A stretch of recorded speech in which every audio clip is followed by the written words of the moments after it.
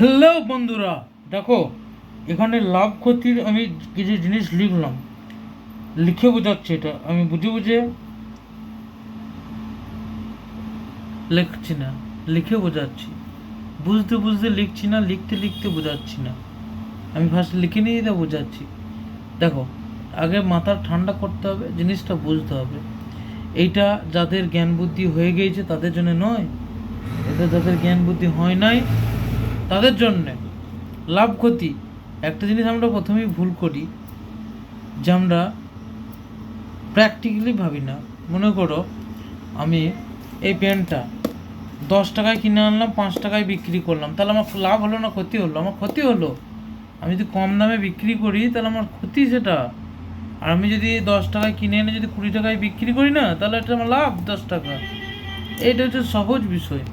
দেখো কি বলছে, কোনো একটি বস্তুকে কম দামে ক্রয় করে বেশি দামে বিক্রয় করলে লাভ হয়। সোজা কথা, কোনো একটি বস্তুকে বেশি দামে কিনে বা ক্রয় করে কম দামে বিক্রি করলে ক্ষতি হয়। এর মধ্যে তো কোনো ভুল নাই। তাহলে আমি লিখতে পারি লাভ সমান বিক্রয় মূল্য মাইনাস ক্রয় মূল্য। লাভ সমান আমার যে লাভটা হলো, আমি যেটা বিক্রি করেছি তার থেকে কেনা দামটা বাদ দিলেই তো আমার লাভ বেরিয়ে গেল। আর ক্ষতি যেটা হবে না, সেটা আমার কেনা দাম থেকে বিক্রয় মূল্য বাদ যাবে। মনে করি আমি 50 টাকায় কিনে 40 টাকায় বিক্রি করলাম, তাহলে সেটা আমার ক্ষতি হলো। বিক্রয় মূল্য যদি কম হতে হবে কিন্তু, তবেই কিন্তু আমার ক্ষতি। সবসময় একটা মাথায় রাখবে, বিক্রয় মূল্য আমার বেশি হলো কেনা দামের চেয়ে, তাহলে কিন্তু লাভ হয়ে গেল সেটা। ঠিক আছে, এবারে এই দুটো জিনিস আছে না, এই দুটো জিনিসের উপর ভিত্তি করে আবার ক্রয় মূল্যের সূত্র দুটো বেরিয়ে যাবে। দেখো, বিক্রয় মূল্য মাইনাস লাভ। আমি কেনা দামটা কখন বার করতে পারবো? যখন আমি বিক্রয় মূল্য থেকে আমি যখন লাভটা বাদ দেবো তখনই তো পারবো। আবার যখন আমি বিক্রয় মূল্য থেকে যখন ক্ষতিটা যোগ করে দেবো, তখনই আমার কেনা দামটা বেরিয়ে গেল। মনে করো আমি 50 টাকা একটা মাল কিনেছি, আমার 10 টাকা ক্ষতি হয়েছে, 60 টাকা। তাহলে মালটা আমি বিক্রি করেছি 50 টাকায়। তাহলে আমি যদি বিক্রয় মূল্য যদি 50 টাকা হয় আর 10 টাকা যদি ক্ষতি হয়, তাহলে কেনা দাম আমার 60 টাকা। তাই তো? এটাই হচ্ছে। এবার দেখো, আমি দুটো চারটা উদাহরণ দিয়ে বোঝাচ্ছি। বুঝলে বুঝপাতা, না বুঝলে তেজপাতা। ধরা যাক একটি ঘড়ি 100 টাকায় কিনে 200 টাকায় বিক্রি করলাম, তাহলে আমার 100 টাকা লাভ হলো।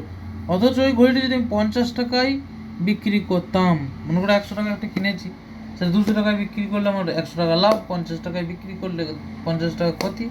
সেটাই লেখা আছে। ওই ঘড়িটা আমি যদি 50 টাকায় বিক্রয় করতাম, তাহলে আমার 50 টাকা ক্ষতি হয়ে যেত। একটা ঘড়ি 10 টাকা লাভ হলো, তাহলে আমার বিক্রয় মূল্য যদি 50 টাকা হয়, তাহলে আমার ক্রয় মূল্য হবে 40 টাকা। আমার যদি 10 টাকা লাভ হয় আর আমি যদি বিক্রি করি 50 টাকা, তাহলে আমার কেনা দামটা ছিল 40 টাকা।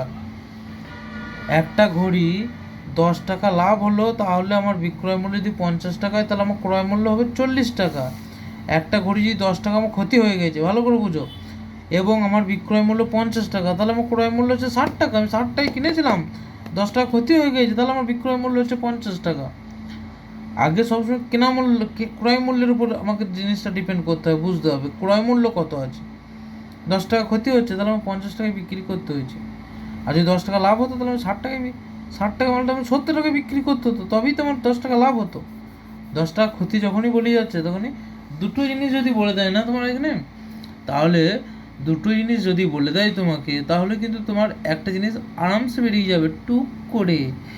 তো একটি ঘড়ি যদি 10 টাকা ক্ষতি এবং আমার বিক্রয় মূল্য যদি 50 টাকা হয়, তাহলে তার ক্রয় মূল্য 60 টাকা। 60 টাকায় কিনেছিলাম। একটা ঘড়ি যদি 10 টাকা আমার ক্ষতি হয়েছে, ভালো করে বুঝো, একটা ঘড়ি আমি 10 টাকা ক্ষতি করে দিলাম বিক্রি করতে গিয়ে, তাহলে আমার কেনা মূল্য যদি 50 টাকা, তাহলে বিক্রি মূল্য ক টাকা হচ্ছে?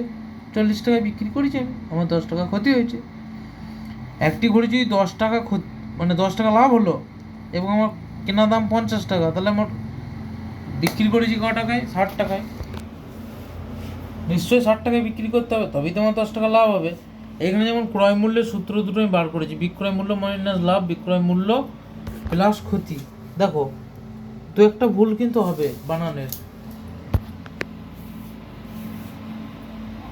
ঠিক করে নেবো। কমেন্টে বলে দেবে যে স্যার এই বানানটা এই ভুল আছে, দাদা কাকু এই বানানটা ভুল আছে। তোমরা বলতে পারো, তোমাদের এই চ্যানেল এটা, তোমরা সাবস্ক্রাইব করো, লাইক করো, এগোকে পাঠাও, জিনিসগুলো দেখো, বুঝো আমি কি বলতে চাইছি। এত পড়াশোনার দরকার নাই, এই জিনিসগুলো বুঝে নিলেই আর কিচ্ছু করার দরকার নাই। প্র্যাকটিস করো, বুঝো। আমি প্রত্যেকটা অঙ্ক ধরে ধরে ধরে ধরে ধরে ধরে বোঝাবো। আমার ইন্টারনেট ফ্রি আছে, কোনো চিন্তা নাই। আমি এর বোঝাবার আপলোড করব, দেখো না। 2026-এ যারা দিচ্ছ, 27-28-এ যারা দেবে না, এইগুলো দেখবে আর ঝাপাঝাপ করবে অঙ্ক। জহর নবোদয় আমি লিখছি, জানি না জহর নবোদয় সম্পর্কে লিখতে গেলে কোনো আলাদা এডুকেশন লাগবে কি না। আমার কিন্তু অঙ্ক সম্পর্কে যথেষ্ট আমি পারবো, ঠিক আছে। দেখো কি বলছি, বিক্রয় মূল্য সমান ক্রয় মূল্য মাইনাস ক্ষতি, ক্রয় মূল্য প্লাস লাভ। বিক্রয় মূল্য আমি তখনই পাবো আমার কেনা দামের থেকে যদি আমার লাভটা বেশি হয়, আমি সেটা যোগ করবো, আর যদি ক্ষতি হয় সেটা বিয়োগ করবো। ক্ষতি মানেই বিয়োগ করতে হবে আমার কেনা দাম থেকে, তবে আমি বিক্রির দামটা পাবো। এগুলো বুঝতে হবে না, এগুলো বুঝো, বোঝার চেষ্টা করো, এই জিনিসগুলো লেখো, লিখে বুঝো আমি কি বলতে চাইছি, বুঝো। আগে কনসেপ্টগুলো তোমরা বুঝছো না, একবার ডাইরেক্ট সূত্র ধরে অঙ্ক করবো হবে না। আগে জিনিসগুলো বোঝো, বোঝো, বুঝো, বুঝে অঙ্ক করো। একটা অঙ্ক করো, বুঝে অঙ্ক করো, ওইটাই ঠিক হবে, জানবে। একটা কনসেপ্ট বোঝো না তুমি, ত্রিভুজ বুঝলে ত্রিভুজ বুঝো, চতুর্ভুজ বুঝলে চতুর্ভুজ বুঝো, বর্গক্ষেত্র বুঝলে বর্গক্ষেত্র বুঝো, আয়তক্ষেত্র বুঝলে আয়তক্ষেত্র বুঝো। আয়তক্ষেত্র কী রকমের জিনিস সেটাই আমি জানি না, আয়তক্ষেত্রের সূত্রটা মনে রাখলাম হবে না। জঘন্য বোধহয় এটা হয় না। আমি যেটা দেখলাম, আমি কোশ্চেন যেটা দেখলাম, আমি 1 বছর পড়ালাম, আমি যেটা দেখলাম বুঝলাম, পরিষ্কার বলছি, তোমাদের বুঝতে হবে। লেখো, বুঝো। বুঝতে না পারলে আমাকে কমেন্ট করো, আমি তোমাদেরকে 100 বার বোঝাবো। আমার এইটাই কাজ, ধরে নাও। আমি 2025 সালে এইটাই করবো ভেবে রেখেছি, ধরো, ঠিক আছে। এইটাই হচ্ছে আমার বক্তব্য, ঠিক আছে। চ্যানেলটা সাবস্ক্রাইব করো, লাইক করো। লাভ ক্ষতি সম্পর্কে আমি আরও বহুত অঙ্ক দেবো, বহুত অঙ্ক দেবো। অঙ্ক করিয়ে তোমরা দেখে শেষ করতে পারো, আমি এত অঙ্ক করবো, ঠিক আছে। আমার অঙ্ক করতে ভালো লাগে। আমার জহর নবোদয়ের যে অঙ্ক কোশ্চেন সেটা বেশ খুব ভালো লেগেছে। এটার সঙ্গে আমি চ্যালেঞ্জ নিলাম যে আমি, যারা আমার এইটা ফলো করবে না, এই চ্যানেলটা, সব অঙ্কগুলো দেখবে, আর বাংলার অনুচ্ছেদগুলো যারা দেখবে না, তারা অনেক কিছু শিখে যাবে, অনেক কিছু বুঝে যাবে। আমি অনেক কিছু বুঝিয়ে দেবো, আমি অনেক কিছু জানি। আর যে জানি, আমার কাজকর্ম টাইমে, তোমার প্রচুর টাইম আছে ভাই। আমি তোমাদেরকে বোঝাবো, বুঝলে বুঝো, না বুঝলে না বুঝো, কোনো অসুবিধার কিছু নেই। লাইক করলে করো, না করলে না করো, জোর করার কিছুই নেই। আমি তো দেখতে চাচ্ছি না তুমি লাইক করছো কি না, আমি তো দেখতে যাচ্ছি না তুমি সাবস্ক্রাইব করেছো কি না, কিন্তু এগুলো করাটা তোমাদের উচিত, কারণ এগুলো আমি তো ফ্রিতে করছি। আমার তো একটা সময়ের কিছু দাম আছে, ব্যাপারটা এটাই হচ্ছে কথা, এটাই হচ্ছে কথা। আমার তো সময়ের দাম আছে না, আমি করছি কেন, আমি কিছু মানুষের উপকার যাতে হয় সেইটার জন্য, ঠিক আছে। ধন্যবাদ। এটা লিখে নাও সবাই, বোঝার চেষ্টা করো, না বুঝলে আমাকে আবার বলো, মেসেজ করো, কমেন্ট করো যে স্যার বুঝছি, কাকু বুঝছি। স্যার বলার দরকার নেই, স্যার হওয়ার যোগ্যতা নয়, কাকু, আমি তোমাদের কাকু বটি, ঠিক আছে।